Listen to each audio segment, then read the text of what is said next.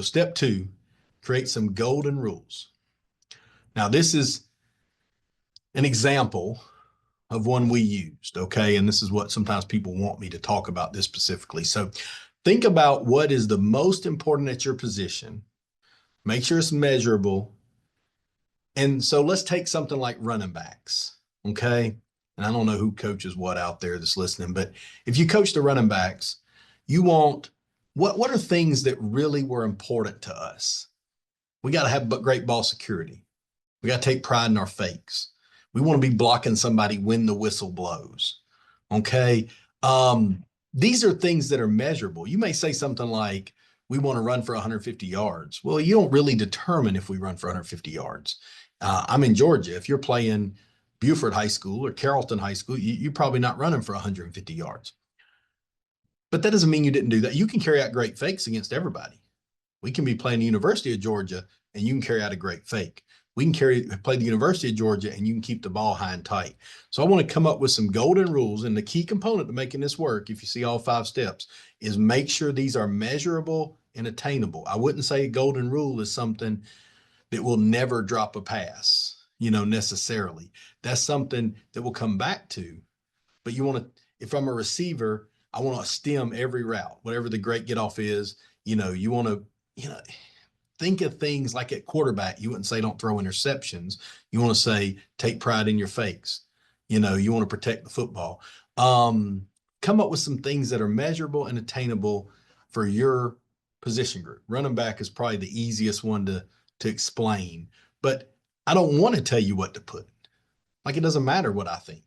I'm telling you how to plan it or how to organize it. So think of 5. I'd say 5 is probably the max, but think of about 5 things that we can't have. And if you look over on the right of this sheet where it says accountability for running backs, these are the things that can't happen. So kind of the antithesis of the golden rule would be what you don't want. You don't want to fumble. You don't want a bad fake. You don't want to not finish a block, and back then we taught false steps. I don't know if I'd even do that now, but we wanted to have some accountability for those golden rules. So first, think of the golden rules. What are 4 or 5 things that must happen in your position group?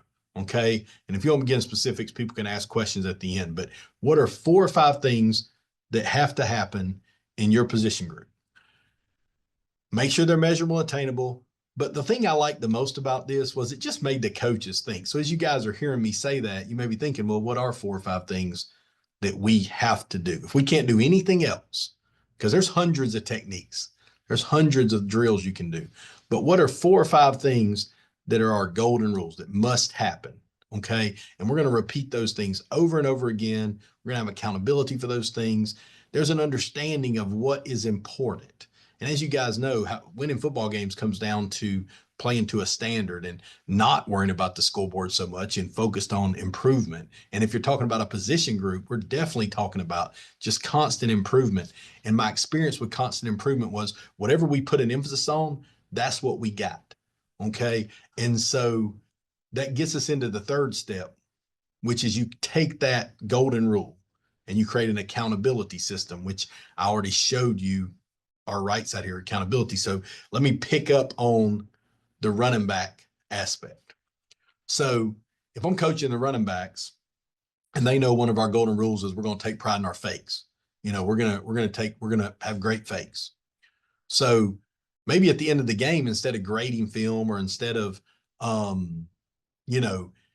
doing something that we're worried about yards or yards per carry or something like that, I'm just going to count how many fakes we had. So if we had 25 opportunities to fake in the game, 5 of them we deemed bad fakes, then we're going to run like 5 over and backs, or we're going to do 5 push-ups, or it's not really designed to make it miserable for them, but we're going to do something. Maybe it's just 5 push-ups, but we're going to acknowledge on Monday that in the game on Friday, 5 times we did not do one of our golden rules. Okay.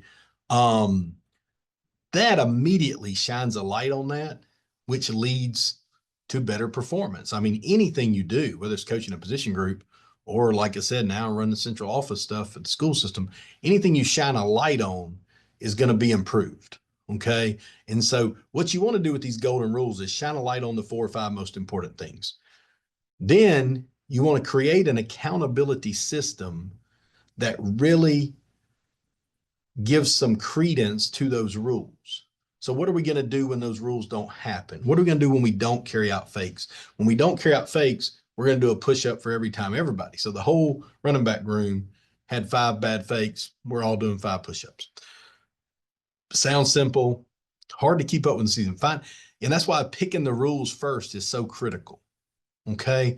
So then, like I said, what I would do when I graded players was we use that accountability list or those golden rules to grade essentially. You want to take those. I want to know how many bad fakes did we have. You know, if you're a quarterback, you want to know how many reads did we miss. You know, we ran X number of RPOs. How many times did the quarterback miss the read? And you know, that's what we're punishing off of, not necessarily the plays that got whipped. You know, when plays don't work, they're either bad scheme, bad coaching, bad call. They're either the guy just is flat better. I mean, I'm not a good enough player to block the guy in front of me. Or it's the third thing, which is we should have done something better. And you got to focus on that third piece. You don't want to punish players for bad coaching, and you don't want to punish players for just flat not being good enough. They're not fast enough, they're not strong enough, whatever. You want to punish when there is something that can be attained. And those accountability lists, those golden rules can kind of keep you centered on how that position group can really improve throughout the year. Okay, so this time you don't have to be in legal practice periods to talk about what's the most important 5 things. How are we going to punish them? And that's why I thought such a great topic that Alan sent me, which was how to improve your position in the off season. And you don't need to be out there with the students right now to improve that. You go out and make some list, figure out what's attainable, watch the video. Remember, step 1, basic reflection, watch video, talk to people, figure out what are our issues, what are we doing well, what are we not, what are the most important things at our position, and then come up with those rules, take those rules, come up with some accountability. And now if we're grading players next fall, we're grading based on that. So I'm going to tag some good plays, pump the players up, on tag some bad plays, show them how they can improve. But we're going to start with those accountability lists, okay, and sit down and watch those things with the players. Let's see. All right. So then, in my personal opinion, I would start with that list of what we want in games and how we want to win the game. Kind of a whole strategy. So now we're going to go back to how we're going to practice these things. So the next step is you've got your most important things. You've got your accountability plan. Now, how are we going to make practice more effective and efficient? Because as you know, if we don't practice these things, it's not going to matter. Practice is where you really show the most improvement. So you've got to evaluate and improve your practice to get better results on the field. So step 4, we're going to make practice better. How are we going to evaluate practice? First thing, everyday drills. Everybody does them. But I want you to ask yourself, so I want to list out all the everyday drills. Okay. I want to better write beside that why we do those drills.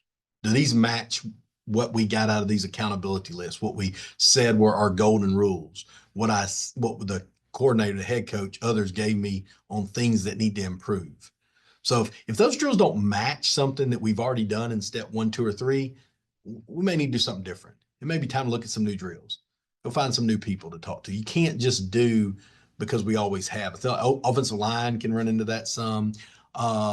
Make sure that the drill we're doing is matching either one of our golden rules or something we deemed that needed improvement or needed to be maintained. Then think about, well, how are we teaching these schemes?